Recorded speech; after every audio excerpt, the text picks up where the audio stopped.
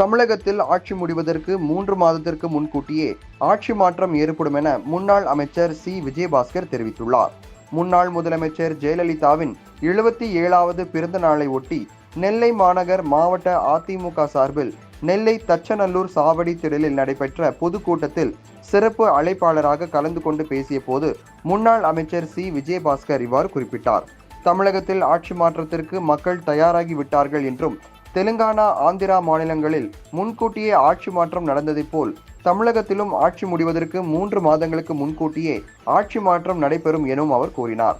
அஇஅதிமுக ஆட்சியில் நிறைவேற்றப்பட்ட தாலிக்கு தங்கம், பள்ளி குழந்தைகளுக்கு இலவச சைக்கிள், லேப்டாப் போன்ற அனைத்தையும் திமுக அரசு நிறுத்திவிட்டதாக விஜயபாஸ்கர் குற்றம் சாட்டினார். அதிமுக என்பது மிகப்பெரிய கப்பல் என்றும், அது புயல், சூறாவளி போன்றவற்றின் போது லேசாக ஆடத்தான் செய்யும், ஆனால் கண்டிப்பாக கப்பல் கரை சேர்ந்து விடும் என விஜயபாஸ்கர் குறிப்பிட்டார். ஆட்சி மாற்றத்திற்கு இன்னும் 1 வருட காலம் இருக்கிறது. ஆட்சி மாற்றம் என்பது the political scenario will change before 3 months. இதான் சப்ஜெக்ட்.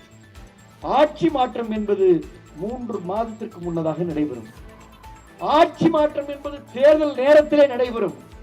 ஆட்சி மாற்றம் என்பது தேர்தலில் பிரச்சார நேரத்திலே நடைபெறும். ஆட்சி மாற்றம் என்பது வாக்கு கேட்டு ஒரு கடை வீதியிலே அல்லது திருநெல்வேலியுடைய மாநகரிலே சந்து பொந்தெல்லாம் வேட்பாளர் சென்று கொண்டிருக்கின்ற பொழுது ஆட்சி மாற்றம் நடைபெறும்.